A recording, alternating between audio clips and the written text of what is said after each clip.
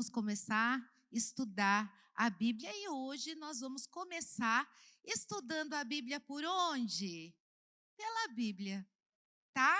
A gente vai falar sobre a Bíblia, esse livro maravilhoso que nós temos o privilégio de poder falar, de poder nos reunir, de poder ter quantas Bíblias a gente quiser em casa, porque nós somos um país livre, né? Então a gente tem que aproveitar isso, aproveitar esse privilégio que temos, porque alguns países no mundo não têm esse privilégio, né? E que nós temos. E aí eu separei 3 frases aqui para vocês, gente.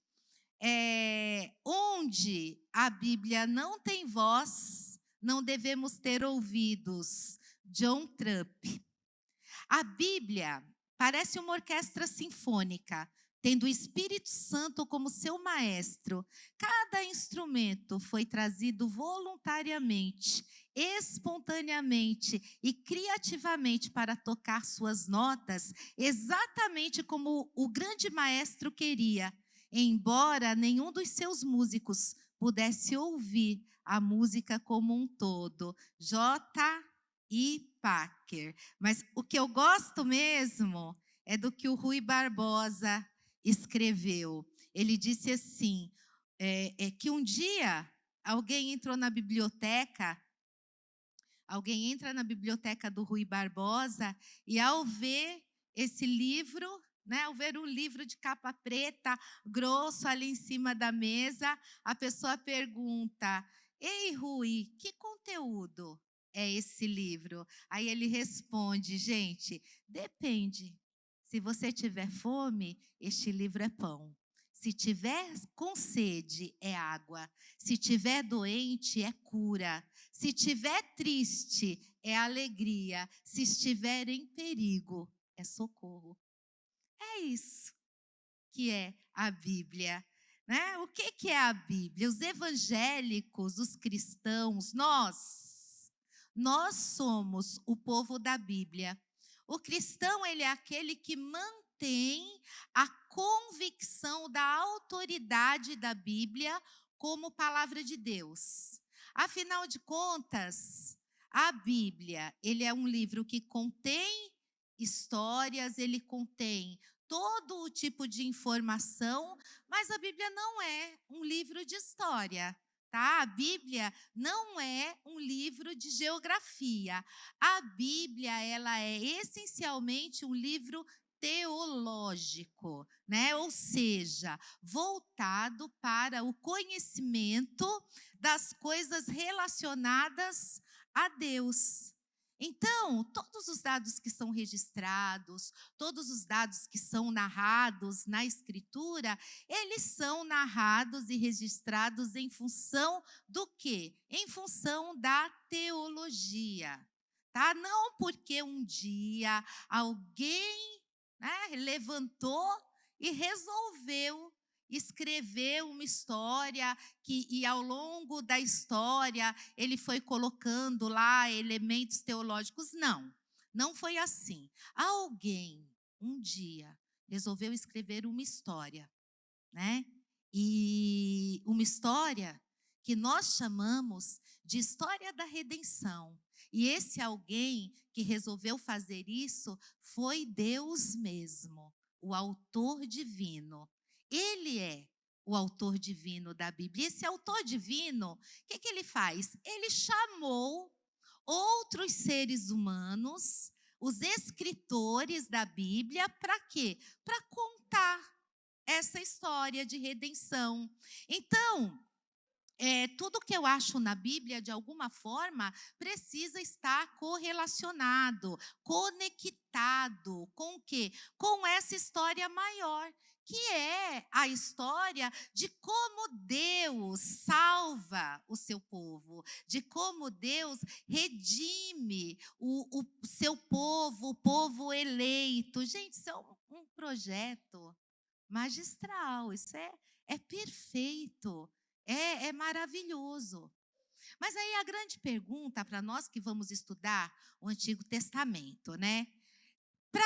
A grande pergunta é: o que eu faço com essa mensagem? Né? O que eu faço com esse texto do Antigo Testamento? Como que eu abordo esse texto? Como é que eu faço essa interpretação? Então, uma das coisas que você tem que aprender é justamente ter um cronograma, tá, do Antigo Testamento. Eu trouxe algumas coisas aqui, coisas que são bacanas para a gente ter, né, além da Bíblia, para você ter uma visão geral. É um manual bíblico. Gente, isso é sensacional. Tá? Você aqui tem todos os livros da Bíblia. É algo simples, que vai te orientar de uma forma simples, mas que vai te orientar muito no sentido de história, geografia. Uma teologia bíblica para aqueles que gostam mesmo de, né? Que gosta de mais fundo, uma boa teologia bíblica, assim, um panorama do Antigo Testamento. Gente, isso é sensacional, tá? Um panorama do Antigo Testamento e um atlas, né? Que aí você vai ter aqui tudo, os mapas, as épocas. Então, assim, para quem se amarra como eu, de ir um pouquinho mais fundo, são, assim, o que eu trouxe é, assim, o básico para você começar a entender a Bíblia, porque você precisa dividir essa história que nós vamos começar a semana que vem, ela precisa ser entendida e dividida em diferentes épocas, porque você precisa conhecer essa história, que ela tem uma época, por exemplo, pré-patriarcal, que vai do Gênesis 1 ao Gênesis 10. Aí depois vem o tempo em que o povo permanece no Egito, depois a saída do Egito, depois aquele tempo que eles ficaram instalados na Palestina, depois vem todo o período do reino de Israel unificado, que uma parte que é regido por Davi e Salomão, né? Aí depois vem a divisão do reino, reino do norte, reino do sul, né? Reino do sul com Judá, reino do norte Samaria, agora tempos separados, capitais separadas. Aí depois vem o reino do norte, ele é levado no ano 722 antes de Cristo, pelos assírios. Passa um tempo, aí o reino do sul também é levado e é a época do exílio babilônico. Então, olha só, isso são coisas que tem que estar na nossa cabeça assim, sabe, divididinho. Essa história que eu acabei de contar para vocês precisa estar dividido na tua cabeça, porque aí quando você abre um livro da Bíblia, você sabe em que época aquela pessoa está escrevendo, em que época aquele profeta está profetizando, quem profetizou lá no Reino do Norte, quem profetizou no Reino do Sul. Você vai entender o contexto do texto, né? Aí não vai ter pretexto para heresia nenhuma, para confusão nenhuma, né? Que texto, né? Sem contexto é o quê? Pretexto, né? Pretexto para a gente usar para o nosso próprio benefício, geralmente, né? E a Bíblia, ela não... É lógico que a Bíblia é para o nosso benefício, mas a Bíblia é a verdade, e ela é a grande verdade, não é? Então, você já pensou, se cada um quiser fazer a sua verdade? Não é assim. Existem as doutrinas bíblicas, existe o que foi deixado pelos pais da igreja, existe um livro onde o grande autor divino colocou ali toda a história da redenção. E aí, quando você começa a entender essas coisas e a pegar, você vai ver que a Bíblia, ela é como uma coxa de retalhos. Aqui, do Gênesis ao Apocalipse, ela conversa. Vocês vão ver que o nosso grande objetivo, será ver Jesus em todos os livros da Bíblia, desde o primeiro capítulo de Gênesis, né? Então, essas áreas vão poder ser melhor identificadas por nós. E que hoje muitas coisas já são, porque hoje está lá, gente, o Estado de Israel, aonde Israel ele ocupa muitas dessas áreas da Bíblia. Aí você pega todo esse pacote de conhecimento que você vai aprendendo aí na introdução do Antigo Testamento, né? Aqui e acolá. E aí a grande pergunta que fica é: como é que eu vou entender isso? Como que eu vou entender essa coesão, essa unidade, a lógica de toda essa informação? Como é, por exemplo, que eu posso relacionar a história de Abraão com a mensagem dos profetas? Como é que eu vou entender, por exemplo, gente, o livro de Esté? Fala sério, vai. Quem é que nunca se perguntou o que esse livro está fazendo na Bíblia? Não é? Gente, é um mistério. O livro de Esté não fala no nome de Deus, né? Como é que eu entendo esse livro dentro do canon? Como que eu entendo? Por que ele está lá?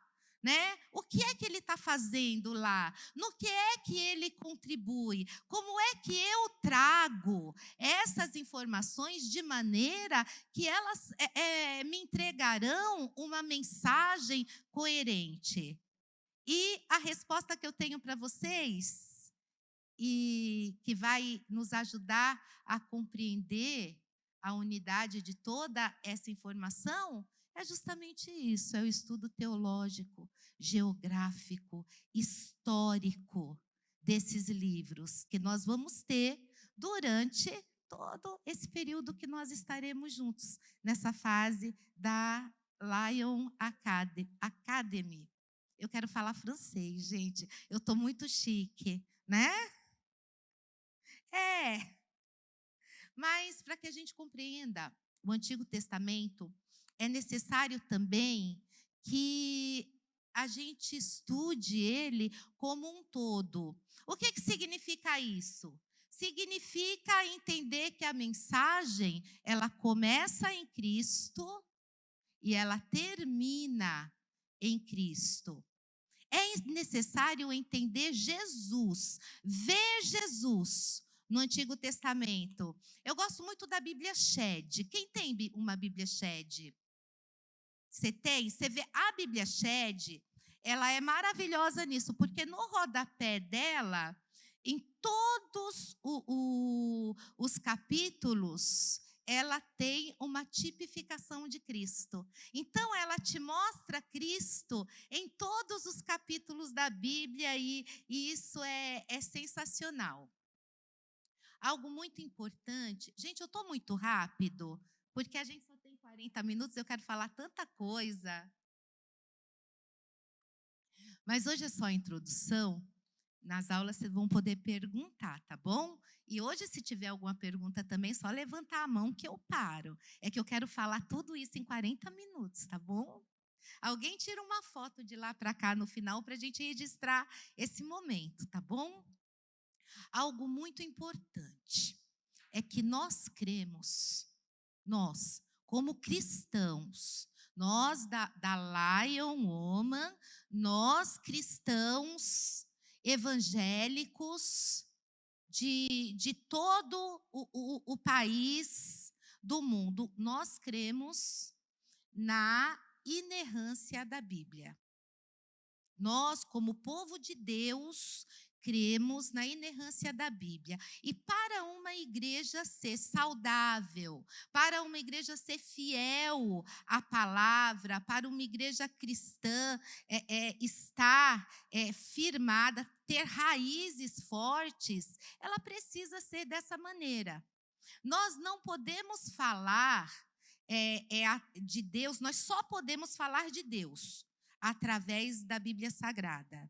A inerrância, o que quer dizer a inerrância da Bíblia? Quer dizer que a Bíblia não contém erros.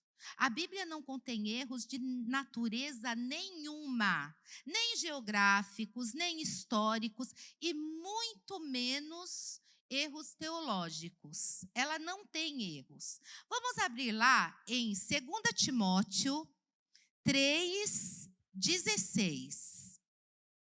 A inerrância da palavra de Deus, ela decorre do fato da Bíblia ser uma escritura que é inspirada por Deus. Lá em 2 Timóteo 3,16 diz: toda a escritura é inspirada por Deus e útil para o ensino, para a repreensão, para a correção e para a educação na justiça.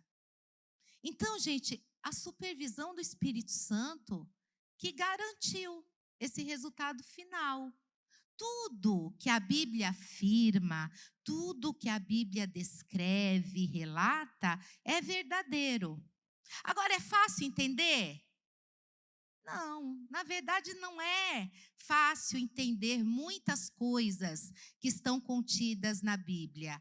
Ela é inerrante, mas as interpretações não são inerrantes, né? Às vezes, a ideia de um pode não bater lá, conciliar com a ideia do outro. Ela é inerrante em tudo que afirma.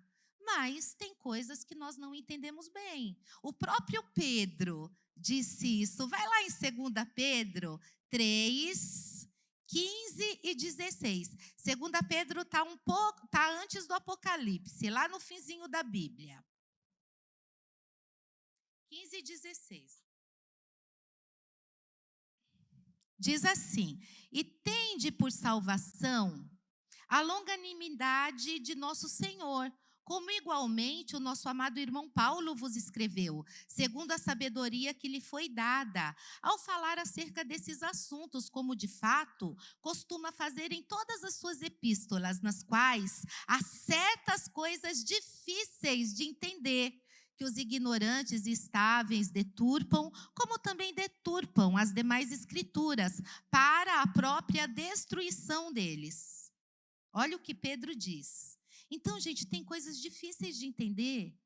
E por quê? Por causa do distanciamento do tempo.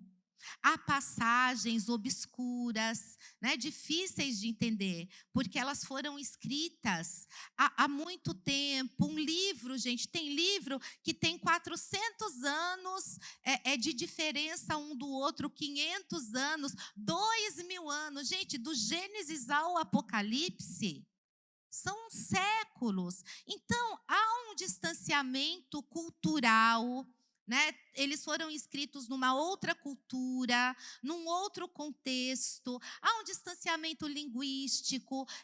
Um livro foi escrito em grego, né? É grego, hebraico, aramaico. Há um distanciamento autoral, ou seja, os autores da Bíblia todos estão mortos.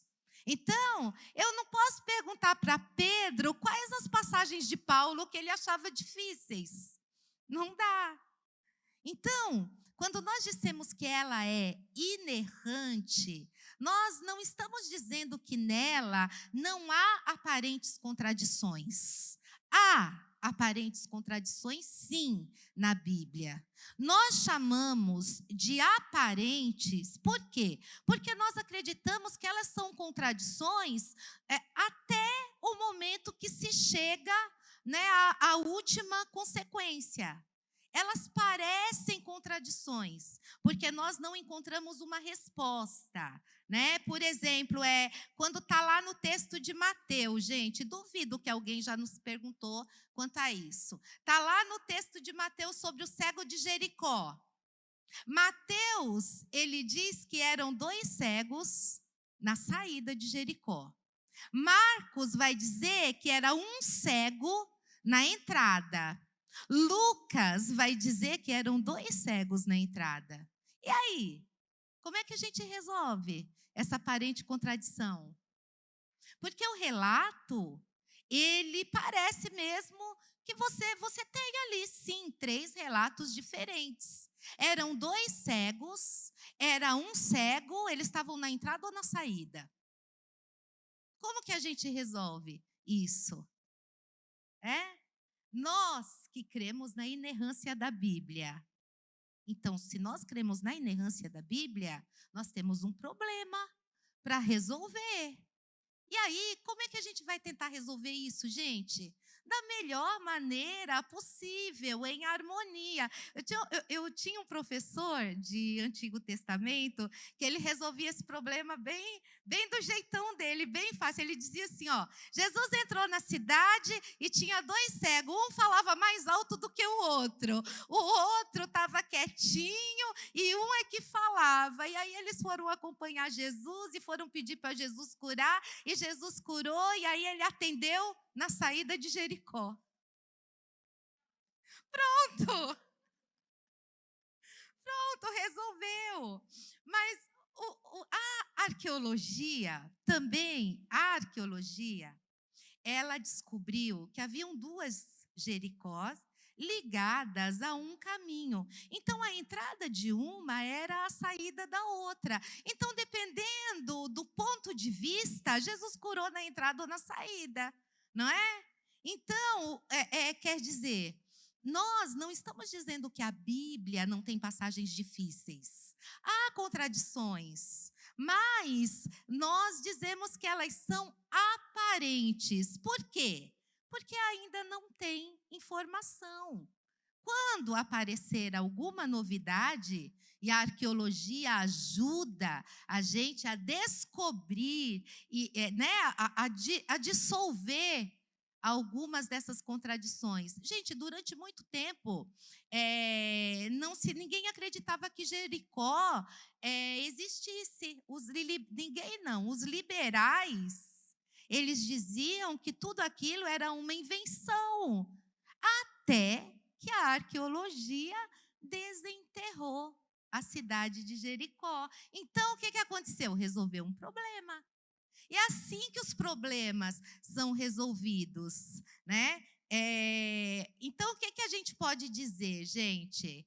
A gente pode dizer o seguinte, quando formos abordados por alguma aparente contradição. A gente pode dizer, olha, eu não entendo. De fato, parece uma contradição, mas entre eu dizer, eu não sei a resposta, e dizer que a Bíblia está errada, eu prefiro dizer, não sei a resposta, vamos aguardar. Amém? Como que esses livros... Pois não.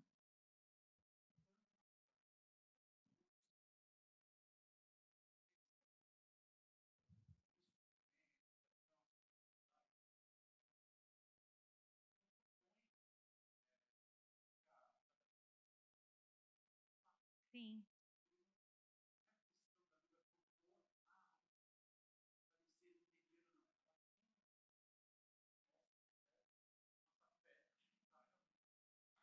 Exatamente, exatamente. O Pentateuco inteiro, quando começou a ser escrito, e Moisés, ele não tem a menor intenção, ele só fala assim, ó, Deus criou. Quer dizer, ele foi passado, o que foi passado para ele escreveu ali sem a mínima intenção de provar mesmo, né, que o eu sou é o eu sou, né, e a nossa fé mesmo é exatamente isso. Como que esses livros, gente, foram juntados? Vamos aqui entender um pouquinho do cânon bíblico, né? Como que o cânon sagrado, ele se refere a uma coleção de livros que passaram pelo teste de autenticidade para compor a Bíblia. Como que foi isso? Foram diversas reuniões, chamadas concílios, entre bispos, apóstolos, que aconteceram lá no 1º século e que realmente decidiram quais eram os livros inspirados por Deus. Lembra que eu falei que a Bíblia é como uma coxa de retalhos? Os livros, eles precisam eles vão conversando, tá? Pode até parecer que é em primeiro momento, que é o que eu faço com todas essas informações. Mas quando você começa a entender a Bíblia teologicamente, historicamente, geograficamente, você tem a visão desse todo. E eles estudaram muito, conversaram muito e chegaram à conclusão desses livros inspirados por Deus, que nós temos outros livros. A grande preocupação era que os livros fossem sem misticismos ou valores pagãos, que esses livros, obviamente, conversassem entre si e inspirados pelo Espírito Santo. Né? Então, o básico para um livro pertencer à Bíblia era ser um livro inspirado por Deus. Gente, levou 1.500 anos para juntar todos esses livros. Não foi fácil. Sim. Tem a Bíblia em ordem. Eu tenho uma. Tenho, é maravilhosa. É assim, é só para estudo, não dá para trazer para a igreja, porque ela é assim. Mas existe, foi acho que uns 4 ou 5 anos atrás que foi lançada, muito bacana. Vou trazer na próxima aula, vou trazer umas Bíblias aqui para vocês conhecerem, que eu gosto de Bíblia, eu tenho um monte, tá? Mas eu leio. Quem vai ler, começar a ler Gênesis essa semana? Tá, gente? Tem que ler, tá bom? Lê Gênesis para a gente chegar aqui afiado, vocês com bastante pergunta para me deixar assim, ó. Falando, gente, pelo amor de Deus, só tem 40 minutos. Tá bom? Eu quero a turma assim. Eu tinha uma turma sacudida do Antigo Testamento, que foi a minha primeira turma, nem lembro que ano que foi, mas eu tinha que parar eles, senão eu não conseguia dar aula, tá? Quero vocês assim, hein, gente? E os livros apócrifos, gente, que são os livros que depois da Reforma Protestante, a Igreja Católica acrescentou alguns livros à sua Bíblia, não é? Quem tem uma Bíblia católica? Sim, gente, preserva a sua Bíblia, tá? Esses livros apócrifos, eles não são considerados inspirados pelo Espírito Santo, mas eles são livros que a gente pode usar sim como material para estudo, tá? E eles contam. O Macabeus mesmo é um livro que você tem uma visão muito boa do que eles estavam vivendo naquele momento, né? De guerras, de tudo isso. Eu não vou falar todos os livros, porque a gente não tem tempo, mas são bastante. Tá? Então, eles têm um conteúdo, alguns têm um conteúdo místico, né? E coisas que não são habituais em toda a Bíblia, mas eles foram introduzidos nesse momento da Reforma Protestante. Em outubro se faz aniversário, né? Todo outubro de Reforma. A gente pode, se vocês quiserem, a gente pode pegar uma aula e falar só sobre a Reforma Protestante, que é assim, apaixonante. Do Lutero, isso, quando Lutero, ele resolve se levantar, coloca lá as 95 teses. Quem já assistiu Lutero?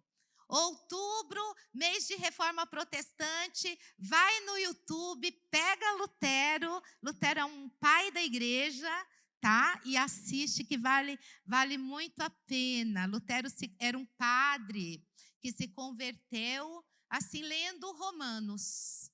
Então, ele acabou fazendo toda essa reforma, dando início, né, ao rompimento. Porque, gente, antes só havia uma igreja, que era a Igreja dos Apóstolos, a Igreja Católica. Tá? Já haviam outros movimentos, houveram outros movimentos antes de Lutero, mas culminou com Lutero. A Reforma Protestante é bacana. Então, gente, nós já vimos que a Bíblia não é um livro de história, apesar dela conter histórias, né? É um livro essencialmente teológico. A Bíblia, ela não é um livro de ciências.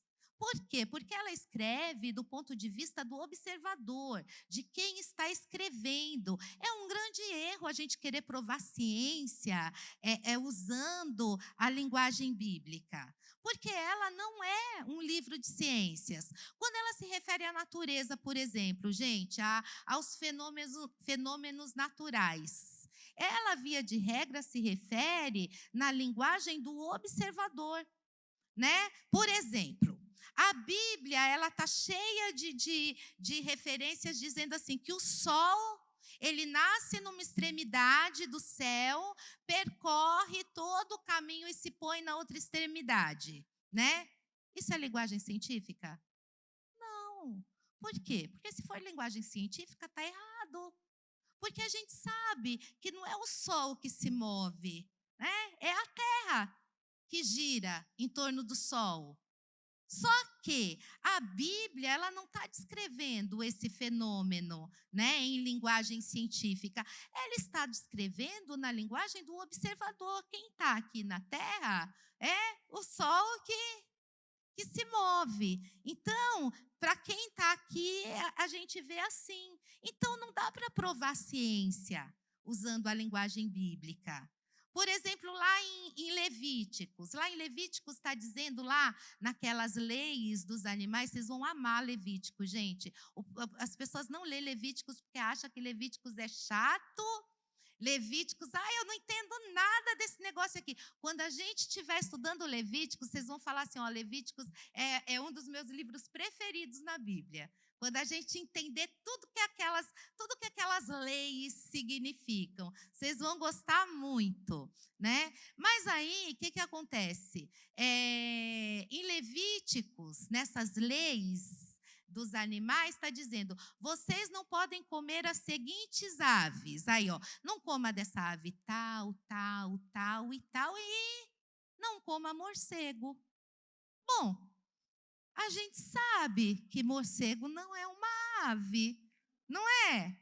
Mas ele está lá, gente, na lista de ave. Então, você não pode querer submeter a Bíblia a uma linguagem moderna, porque, assim, qual que é a resposta para isso?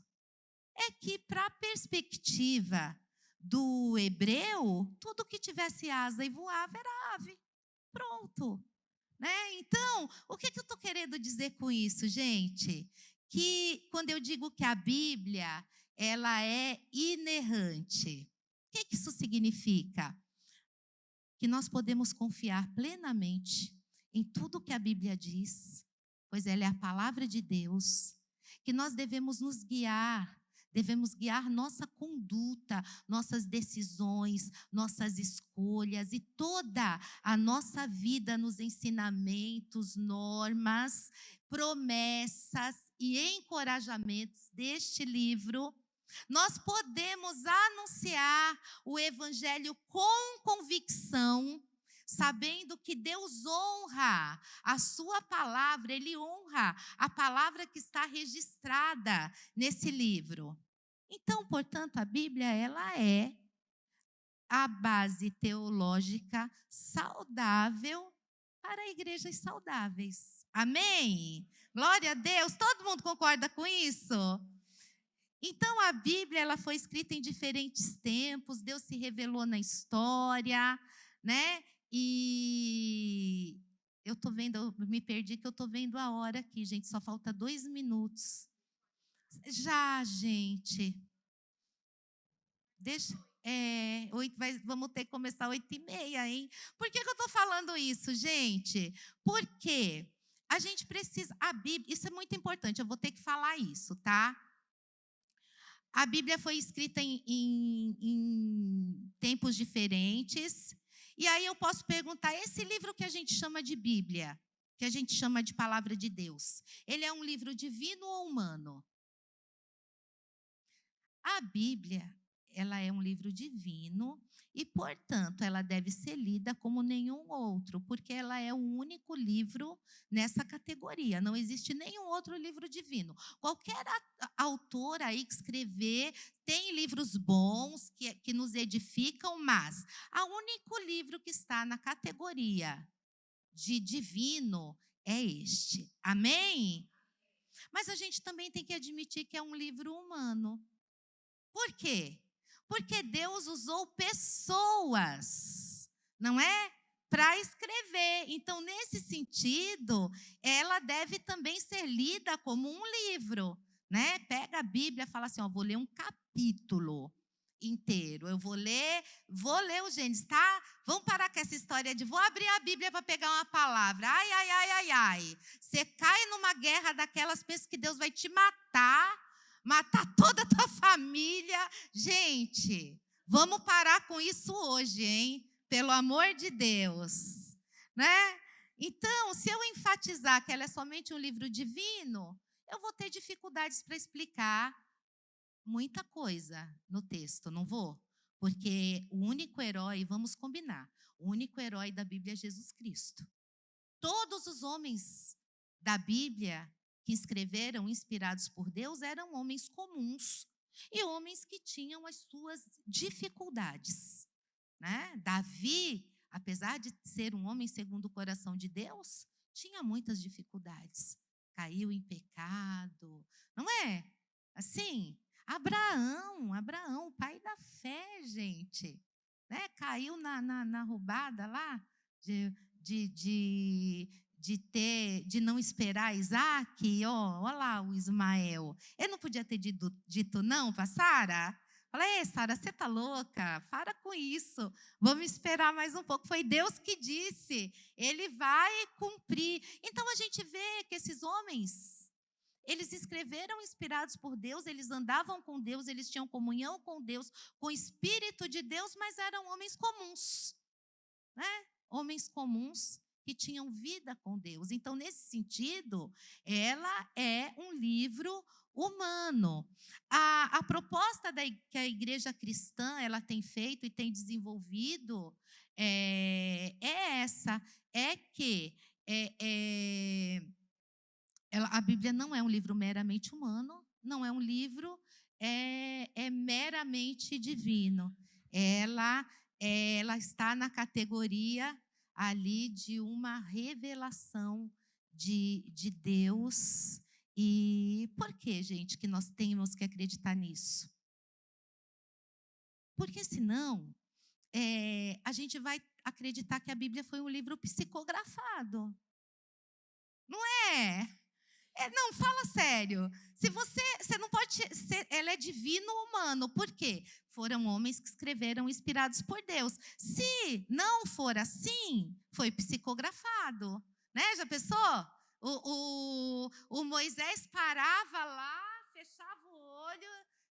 Não foi. Não foi assim. Tá? Foram homens, nós acreditamos que os seus autores, eles escreveram a Bíblia, eles registraram tudo em plena consciência das suas atividades intelectuais, né? Em pleno funcionamento, entendendo tudo que eles estavam fazendo. Porque, gente, senão as mancadas não iam estar na Bíblia, né? O Moisés, ele tinha escondido um monte de coisa. Né? Por exemplo, quando ele foi lá e bateu na rocha ao invés de tocar na rocha, ele podia ter falado, essa parte aqui eu vou pular. O Davi, quando adulterou com Batseba, essa parte eu vou pular, essa parte é feia. Não, eles tinham plena consciência intelectual do que eles estavam fazendo. Tá? E por isso a gente entende que Deus... Eu tenho 5 minutos? Tenho. 3,5? Então, gente, olha, a Bíblia foi dividida nesses livros, em concílios, e e a primeira tradução da Bíblia do Antigo Testamento do hebraico para o grego, em 332 a.C., onde se juntaram 70 sábios, por isso que é Sept, foi a Septuaginta, né? Na época do Alexandre o Grande, a Grécia ela dominou todo aquele território do mundo civilizado da época. Então, tudo aquilo foi helenizado, né? E o mundo se tornou de fala grega. O grego foi uma língua mundial. E aí também houve a diaspora. O que foi isso? Os judeus, os israelenses, eles foram lançados pelo mundo inteiro várias vezes, tá? Muitas vezes. Não foi só, foi cativeiro babilônico, foi na época de Jesus também. Então, mas teve um momento crucial nessa história, que foi quando Nero incendiou Roma. Lembra, Roma tinha 14 bairros. Quando Nero foi lá e incendiou. 4 daqueles bairros eram cristãos, justamente os bairros que não se incendiaram, gente. Aí o que aconteceu? Isso se tornou um álibi para Nero. Nero falou, ó, a culpa foi dos cristãos, foi eles que incendiaram Roma. Colocou a culpa nos cristãos e houve uma grande perseguição. Os cristãos tiveram mesmo que sair pelo mundo. Então, a partir daquele momento, acusados de incendiários, os cristãos eles foram mesmo cruelmente perseguidos. Nessa época, a história conta que faltou madeira, gente, para fazer tanta cruz. De tanto cristão, eles penduravam